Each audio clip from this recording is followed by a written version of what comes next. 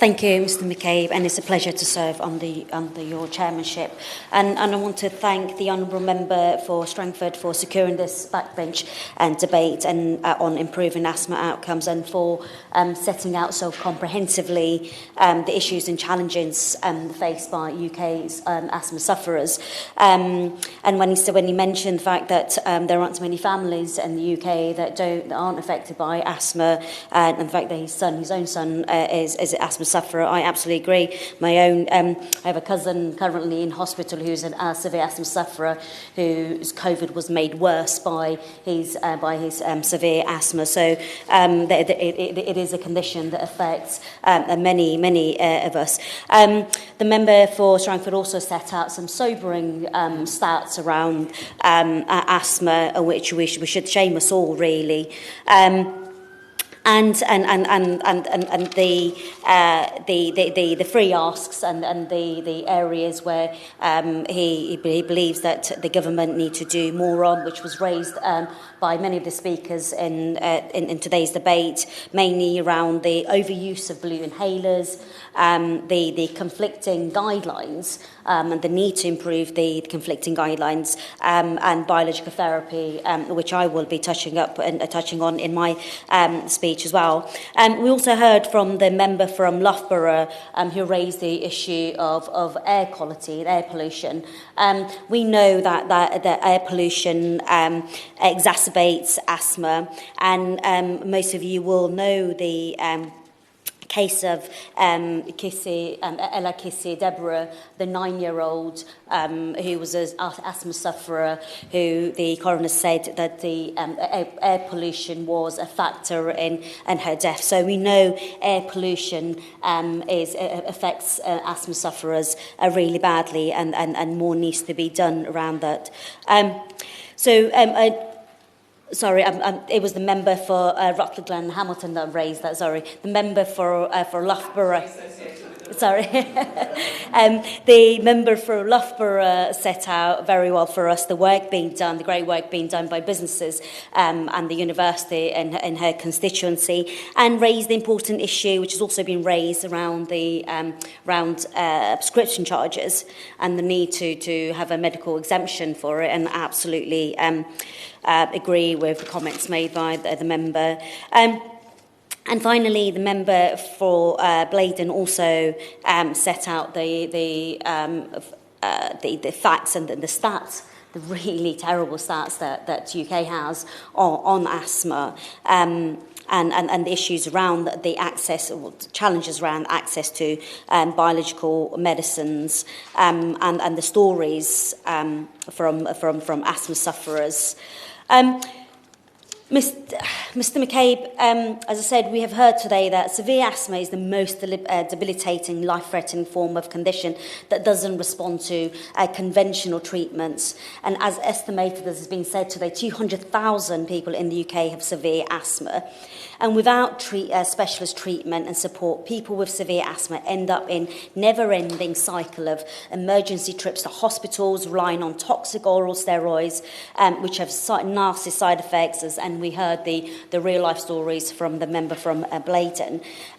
She also mentioned that 4 out of 5 people with suspected severe asthma who should be referred to a specialist aren't getting the care they need, and 46,000 people are missing out on life-changing biological treatment, which was raised by almost all members today.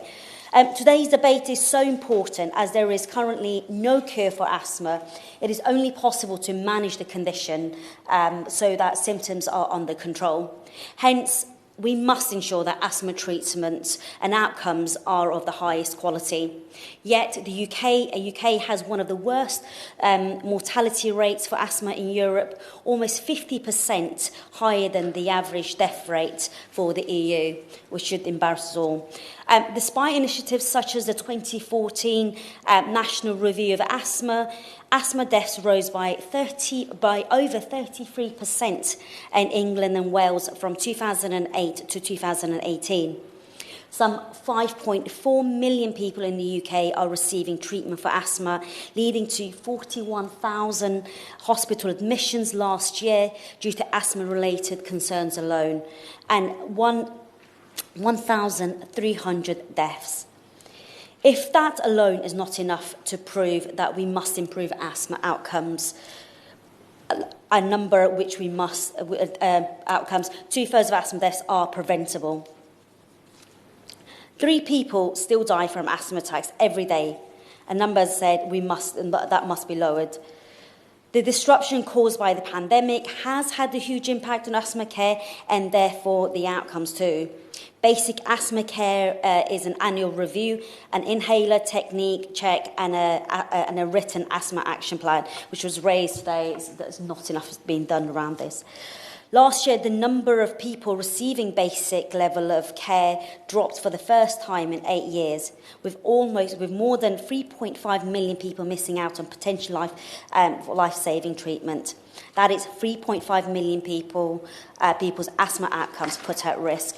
However, even before the pandemic, respiratory care was lagging behind over other conditions. Basic care levels for asthma were stalling, and Asthma UK recently published research showing that 75% of people with COPD were also missing out on fundamental care. We are called upon to understand the challenges of asthma treatment in our country and look to what we might do differently to save lives and therefore improve patient outcomes. There are several areas upon which government may improve. While there are many, and debate today has already raised so many excellent contributions and suggestions, I will focus on restoring the normal delivery of care, prescription charges that was raised, and air pollution. The government's work should not be limited to these areas. I would also urge that the Minister explore other avenues, whether early diagnosis or promoting the take-up of the COVID booster vaccinations for asthma patients. In England, the NHS long-term plan included respiratory diseases as a national clinical priority, with the objective of improving outcomes for people with respiratory diseases, including asthma.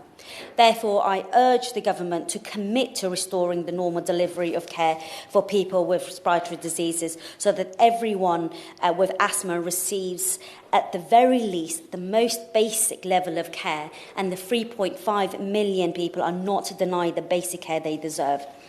It was referred to by many other members as well, but a survey carried out by Asthma UK found that 76% of people with asthma struggle to afford their prescriptions, and 57% skip their medication because of the cost, with 82% saying their symptoms worsen as a result.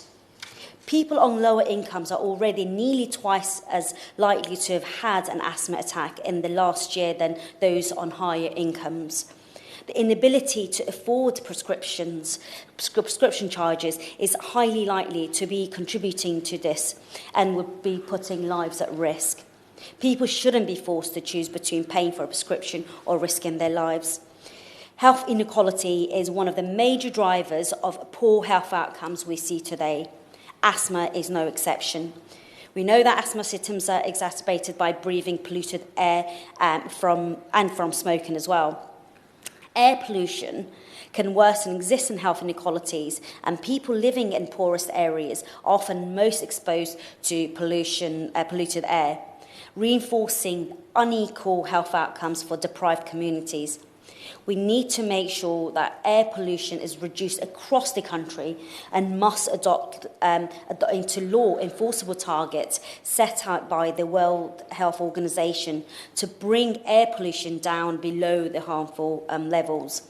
Finally, Mr. McCabe, in November 2020, the APPG for Respiratory Health, as we heard today, produced a report on improving asthma outcomes in the UK. And I look forward to their forthcoming report on improving asthma outcomes in the UK 1 year on. And I urge the Minister to also consider these reports and reflect on the recommendations closely and the issues that were raised by the member for Strangford. Thank you, Mr. McCabe.